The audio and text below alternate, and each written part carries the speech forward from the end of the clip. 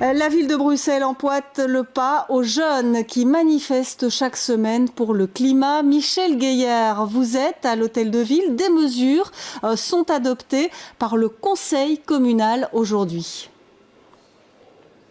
Alors on parle précisément d'une motion, c'est un texte voté par la majorité en tout cas, l'opposition, on va en parler dans un instant, mais en tout cas un texte qui appelle effectivement la ville de Bruxelles à interpeller le gouvernement fédéral, le gouvernement bruxellois pour ses politiques en matière de climat.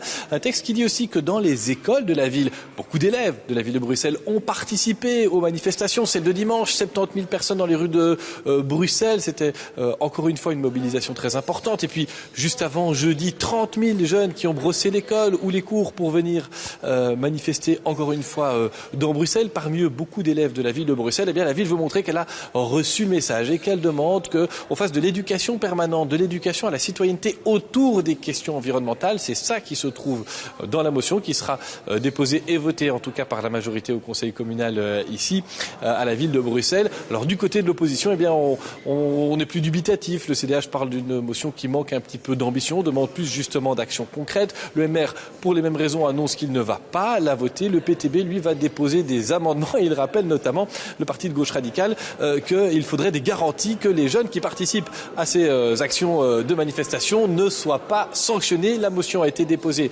par la majorité, Défi, Écolo, PS. Elle sera donc votée avec les voix en plus du CDH dans quelques minutes ou au plus tard dans une heure pour la fin du conseil communal. Merci beaucoup Michel Gueillard. Et puis on l'a appris, Charles Michel recevra demain une délégation pour le climat. Le Premier ministre veut rencontrer ceux qui sont à l'initiative des marches contre les changements climatiques. Celle de dimanche, vous l'avez entendu, a réuni 70 000 personnes à Bruxelles. Ces personnes lancent un message fort et ce message sera entendu, c'est ce que précise en tout cas Charles Michel.